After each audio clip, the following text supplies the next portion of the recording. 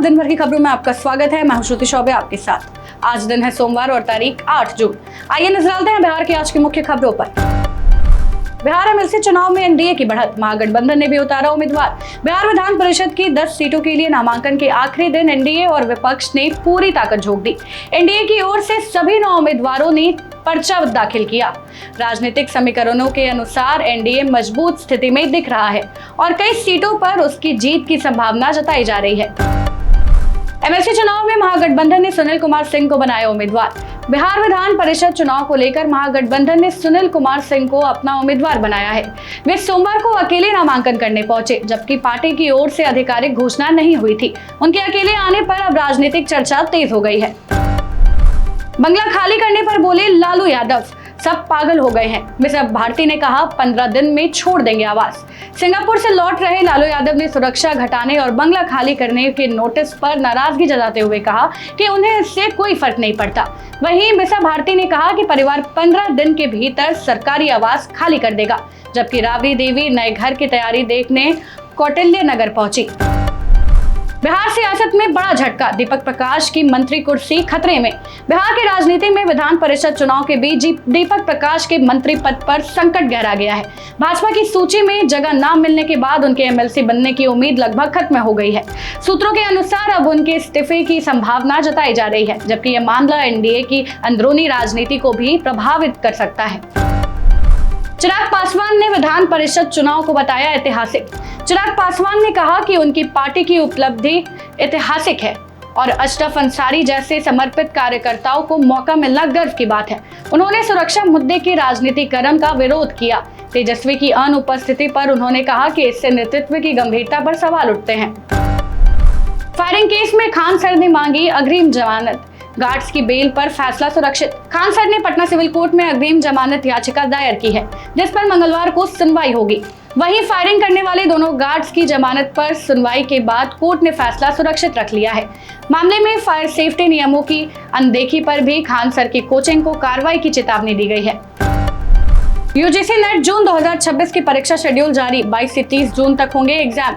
NTA ने UGC net जून 2026 परीक्षा का शेड्यूल जारी कर दिया है। परीक्षा 22 जून से 30 जून तक कंप्यूटर आधारित मोड पर होंगे और हर दिन 2 शिफ्ट में आयोजित की जाएगी। इस बार 80 से अधिक विषय की परीक्षा होगी। पहली शिफ्ट सुबह 9 बजे से लेकर 12 बजे तक और दूसरी शिफ्ट दोपहर 3 बजे से लेकर शाम 6 बजे तक चलेगी।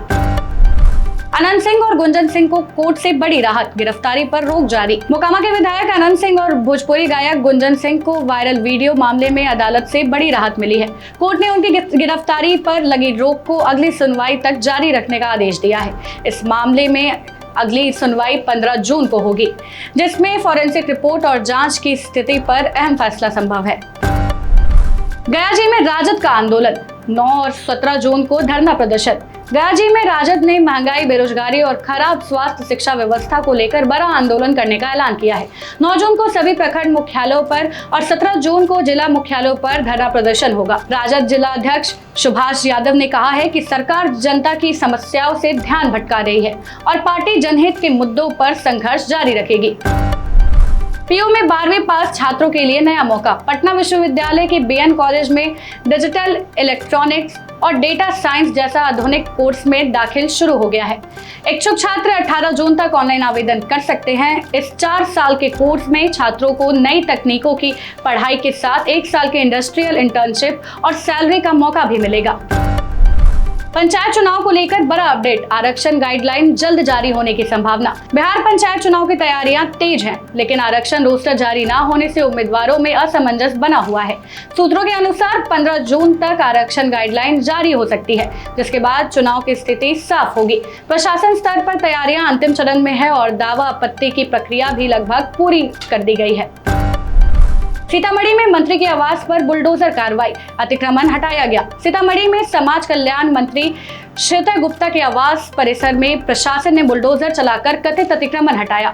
इस कार्रवाई के बाद इलाके में भीड़ जुट गई और चर्चा तेज हो गई। प्रशासन ने बताया कि यह कार्रवाई सरकारी जमीन को अतिक्रमण मुक्त कराने के अभियान के तहत की गई है और इसमें पुलिस बल की तैनाती भी की गई थी। पटना में शुरू हुआ स्पोर्ट्स समर कैंप, बच्चों को मिलेगी फ्री ट्रेनिंग। पटना के पाटलिपुत्रा स्पोर्ट्स कॉम्प्लेक्स में 8 से 20 जून तक स्पोर्ट्स समर कैंप आयोजित होगा। इसमें 7 से 14 साल के बच्चों को फुटबॉल, बास्केटबॉल, योग, मार्शल आर्ट्स, स्केटिंग और एडवेंचर स्पोर्ट्स की फ्री ट्रेनिंग दी जाएगी। प्रतिभागियों को टी शर्ट, रिफ्रेशमेंट और सर्टिफिकेट भी मिलेगा।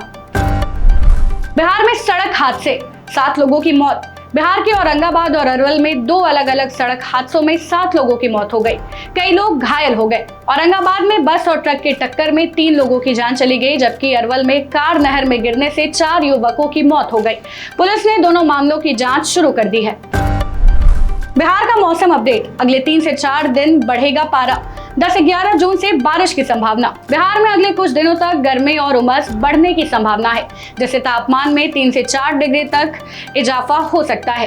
पटना समेत कई जिलों में मौसम शुष्क बना रहेगा और लोग गर्मी से परेशान रहेंगे। 10-11 जून से प्री मानसून बारिश शुरू होने की संभावना है, जिससे लोगों को भीषण गर्मी से राहत मिलने की उम्मीद है। फिलहाल के लिए बस इतना ही। आप भी बन सकते हैं जनता रिपोर्टर। बस अपने क्षेत्र की किसी भी समस्या का एक बढ़िया वीडियो बनाइए, दिए गए व्हाट्सएप नंबर पर सारे डिटेल्स के साथ हमें भेज दीजिए। तब तक के लिए जय हिंद, जय बिहार।